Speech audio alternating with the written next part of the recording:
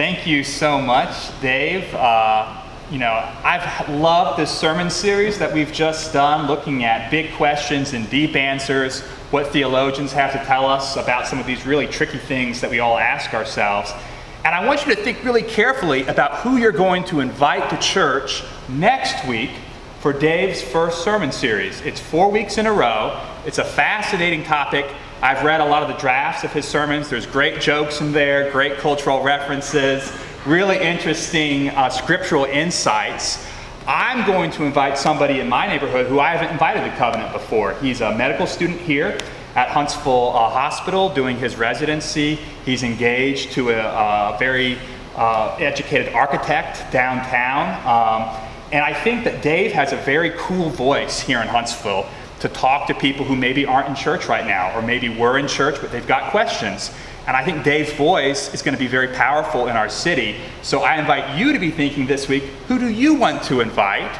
And then pray and ask the Holy Spirit to help give you the words and the courage to do that between this Sunday and next Sunday, because it's a great opportunity to bring somebody into our congregation. But now we come to the real reason all of y'all showed up, which is baby pictures. So this is my new son, Edward, and we're calling him Teddy because in case it turns out that being King of England is not a viable career path, at least he can be president. So there's George holding him, and there's his sweet face. And the thing about today's topic, faith and science. How can faith and science be compatible with each other? I have to say, as a preacher in the buckle of the Bible Belt, I love science. If it were not for science in the journey to welcome Edward into the world, I think that my wife's life has been saved 3 times over. We had 2 late miscarriages in the last 24 months in the second trimester, and Edward was breech for a lot of his pregnancy. And I truly believe that Allison's life and Edward's life are here because of the incredible advances in science in the last 300 to 400 years. And one of the most powerful things for me, seeing that it's not a given that every child lives, it's not a given that every woman survives, to watch all of the incredible people educated with bachelor's degrees and master's degrees and doctorate degrees in the sciences, all the amazing technology invented by brilliant engineers, heart monitors, ultrasounds, all of this science and technology to preserve Teddy's life, to preserve Allison's life. And yet, in this moment of acute science and technology in the life of my family, there were some pretty big questions that science couldn't answer. There was no blood work that could be done on Teddy that could tell me where he was before the science of a pregnancy test told me that he was growing in Allison's womb.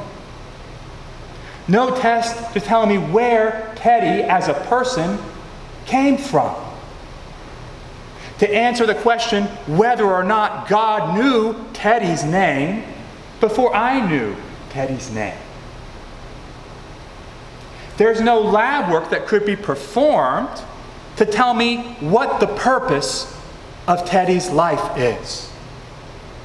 What are the big things that God has prepared for Teddy to do, since, as the book of Ephesians tells us, God has prepared for him to do since before the foundations of the world.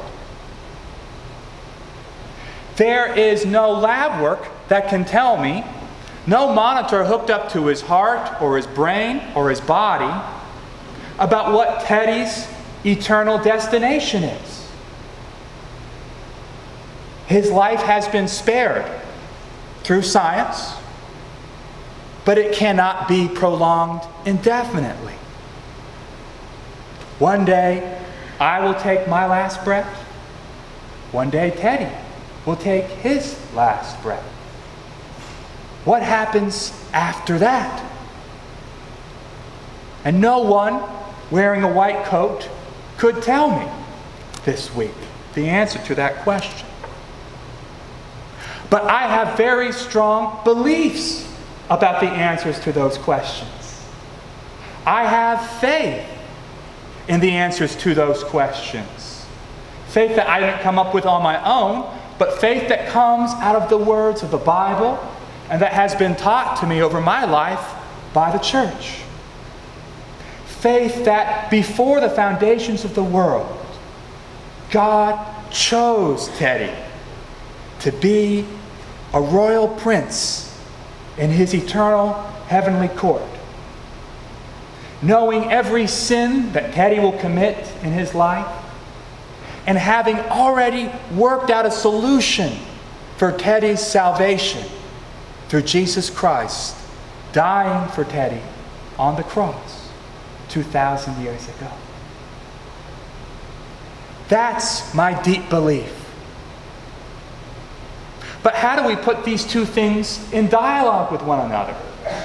The science that I know and trust and love that has preserved the life of my family, and the faith that I believe is even deeper than that science, that starts before, goes through, and perseveres after science.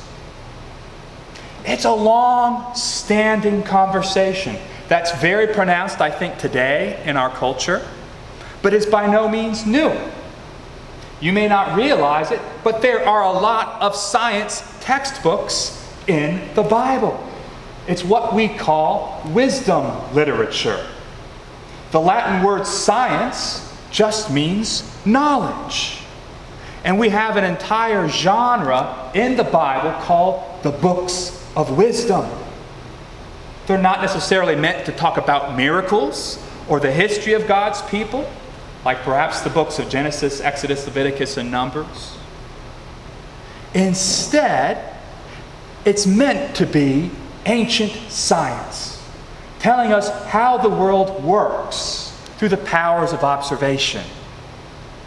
You can see ancient Hebrew science in the book of Proverbs, wisdom literature. Just little one-liners about how the world works, if you look at it long enough. Logic.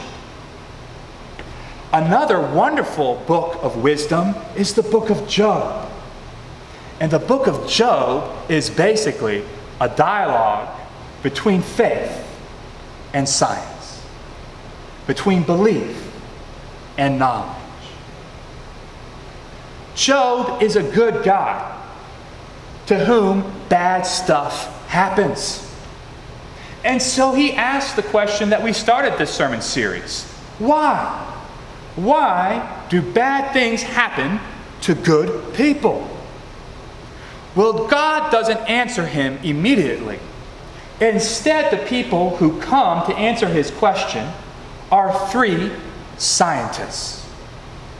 Three friends of Job who are wise philosophers, who have studied all the textbooks of the ancient world that tell you how the world works. It tells us that the three friends, the three scientists, come from three different areas of the ancient world. And what's incredible is all three of the science textbooks line up. Just like science of today, the three friends say, if you have a hard question, the way to answer it is to go down to the minute first causes. And then you look at the rules, the laws, the scientific principles of cause and effect. So Job, if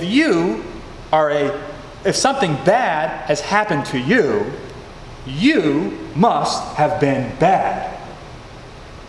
And if you can't figure out how or why, you're just not looking hard enough. The microscope on your soul just isn't powerful enough.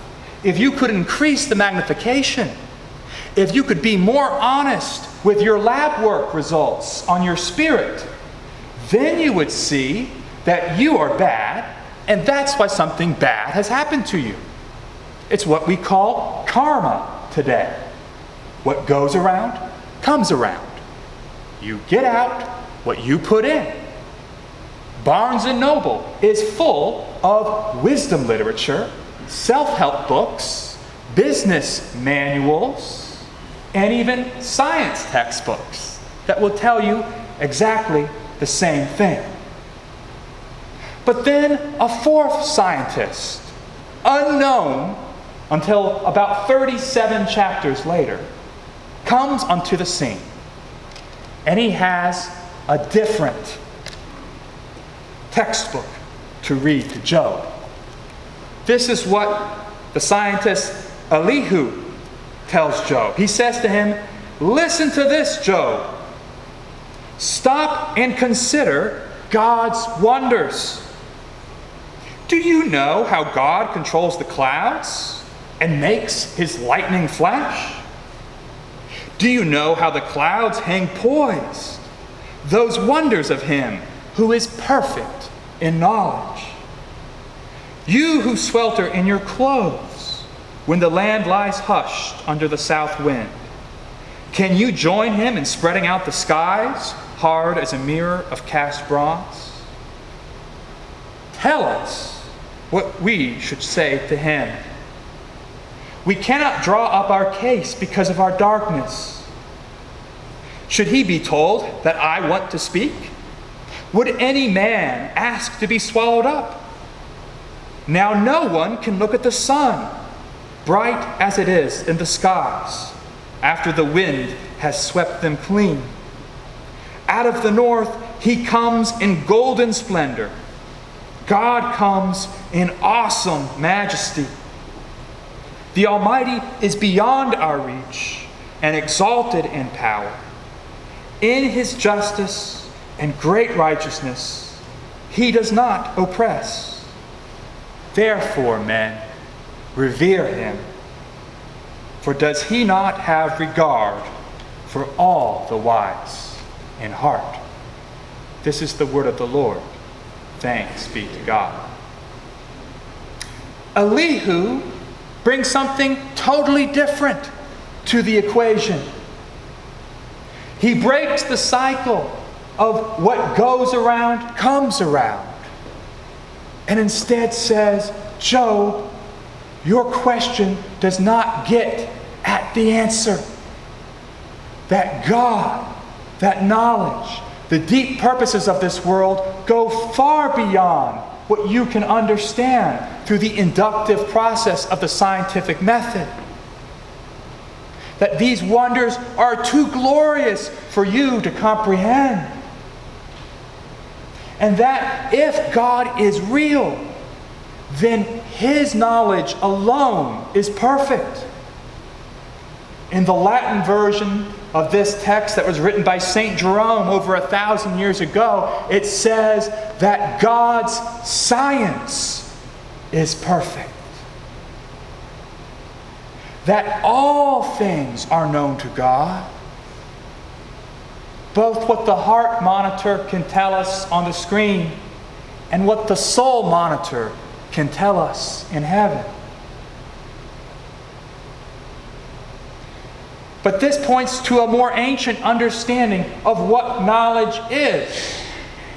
During Dave's ordination just a couple weeks ago, I preached about black robes. And you may notice that if you go to a college graduation, everyone is wearing a black robe. Everyone looks like a Presbyterian minister. And that's because up until 500 years ago, 300, 200 years ago, everybody was a Presbyterian minister who went to college. To go to college, you actually had to become a priest. A lot of frat boys did this in the Middle Ages so they could get off on lighter sentences because the church courts were more lenient than the secular courts. But it points to an older understanding of what science, university, and knowledge is. Not two different categories, but one category, trying to figure out what God's knowledge is like, the perfect knowledge. We talked last week about the wonderful English theologian Leslie Newbegin, who I think is kind of the successor to C.S. Lewis. He was also influential on the Alpha course that we're now showing in our Sunday mornings in the garage. But Leslie Newbegin began as a Presbyterian missionary to India in the middle of the 20th century. He became very adept at talking about who Jesus Christ is to all the many religions in India: Buddhist, Hindu, Islam. But when he finally returned to England in the 60s and 70s, after having been away for decades in the East, he said that the West, England, America, Europe, has become a more challenging missionary environment than the East, because the West has shifted into our own ancient religion that Paul himself encountered in Athens, as we saw last week. The religion of the Epicureans and the Stoics, the secular materialists, who basically say, like Joe Friday on Dragnet, just the facts, man. None of these beliefs, none of these values. I don't want to hear what your faith says. I don't want to read what the Bible says. I only will believe what somebody in a white coat tells me are the results from a controlled experiment in a laboratory. What I can touch and see and taste, that's what I believe. End of story. But we know that there's more to life than this. Anybody who's ever had a human relationship realizes that we have thoughts and feelings and beliefs that are very real. So if these are not created and tested in the laboratory, then where do they belong? Well, Newbegin tells us that in our current society, we put them in a private box. Facts are generated in the laboratory, and they are in the public box that we are all free to discuss with one another in public. But religion, emotion, opinion, politics, all belong in the private box. And it's impolite to talk about it. This has worked very well for about 300 years, when the scientific method began to become very powerful in the 16th and 17th centuries, with the advent of modern mathematics, with Leibniz and Newton inventing calculus in the 17th century. But over the course of about 200 years,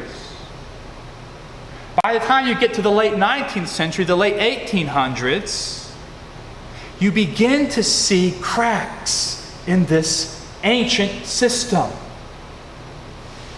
All of a sudden, people began to see that even facts sometimes yielded contradictions, that even lab results required some kind of subjective interpretation to understand them. Facts could not just be like butterflies flying in the air for scientists just to grab and capture.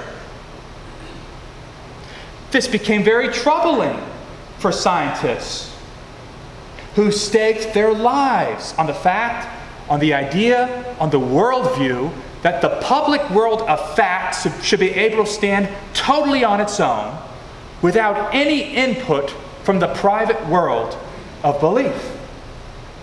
Now, I'm not smart enough or disciplined enough. I don't have steady enough hands to work in a real laboratory. So when I was getting my math major, I went into the math lab. Now that's just a fancy word for a closet with graph paper. No fancy equipment. But it was fun being a math major and to hear the story of mathematics. And two of the people that were grappling with this troubling frayed edge at the world of facts in the Victorian era, at the end of the 1800s, were the great British mathematicians Bertrand Russell and Alfred North Whitehead. One of the key theories about arithmetic, the groundwork, the foundation of all other science, the simple reality that 1 + 1 = 2, had come under threat. Because some of the groundwork to get the result of 1 + 1 = 2 in modern set theory was yielding contradictions. This should not happen in a world where facts stand totally on their own without need of personal interpretation.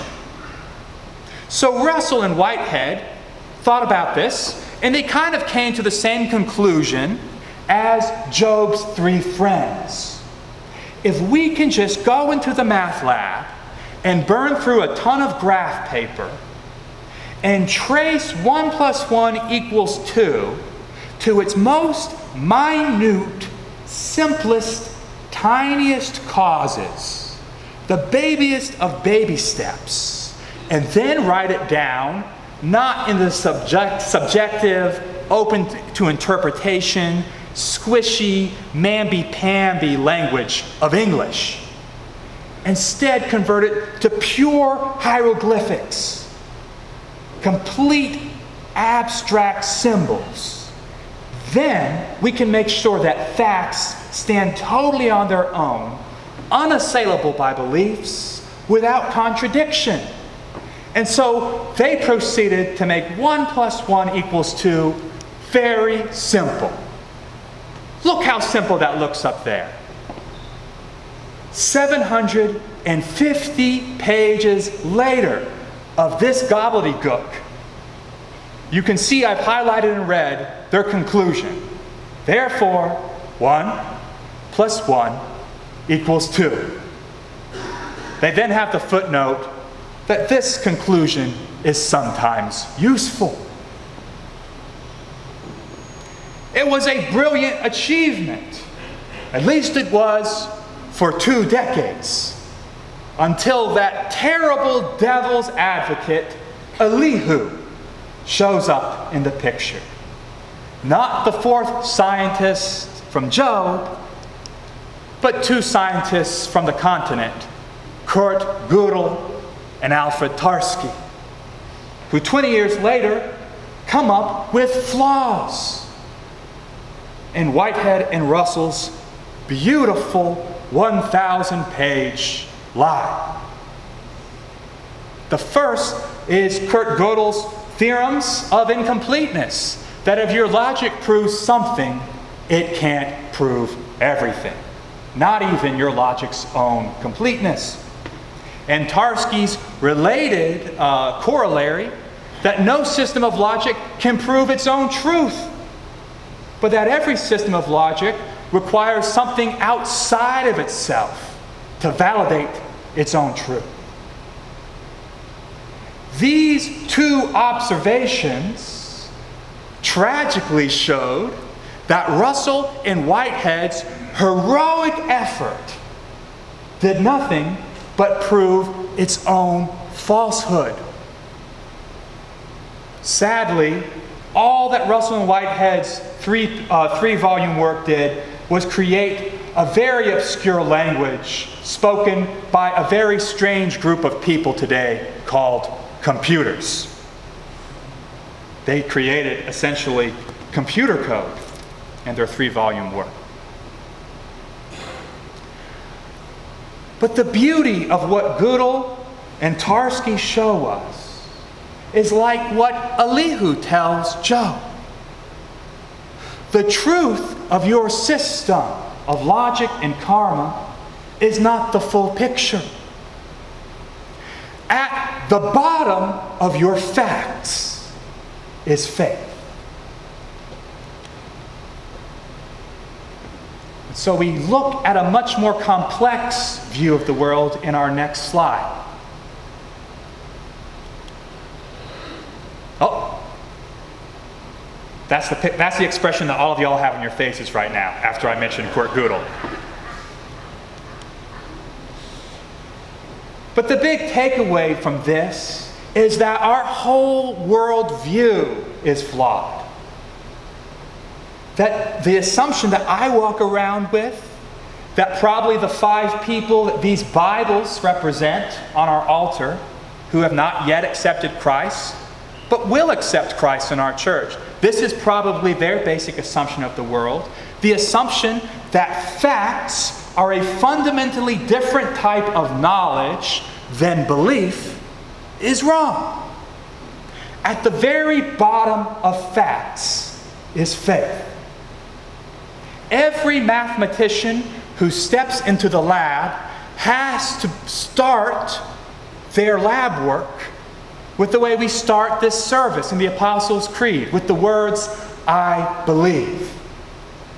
Every scientist has to begin with the words, I believe that 1 + 1 = 2.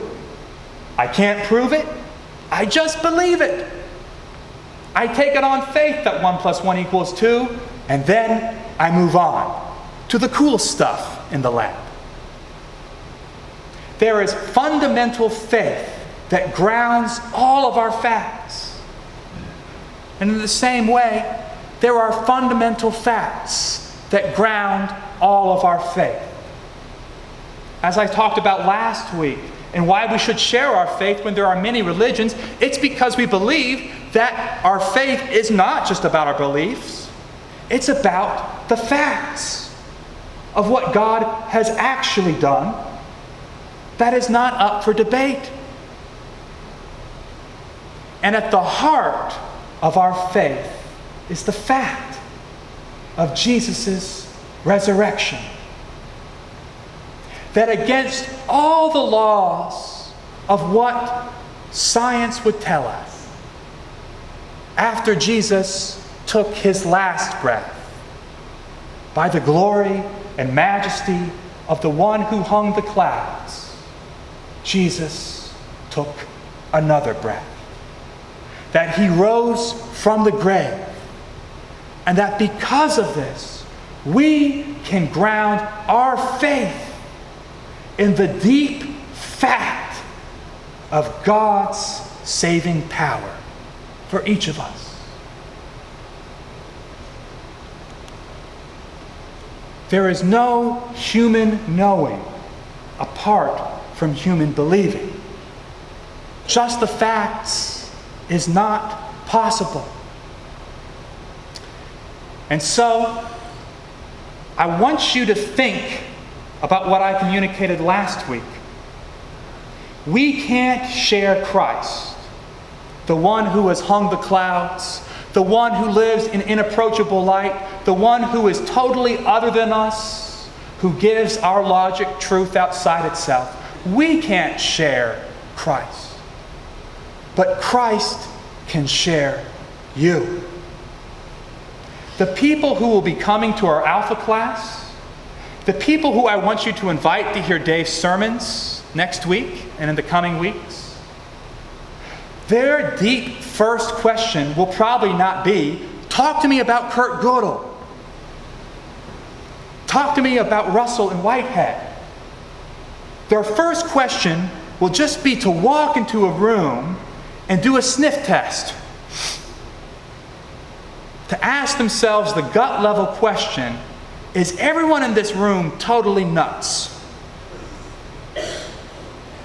If we can let Christ share us in all of our imperfection, all of our incompleteness, just as a counterexample in the laboratory of human experience, that it is possible to have faith and belief and not be immoral. That gives the 5 people we're praying for the confidence to stick their baby toe, their big toe, in the shallow end of belief.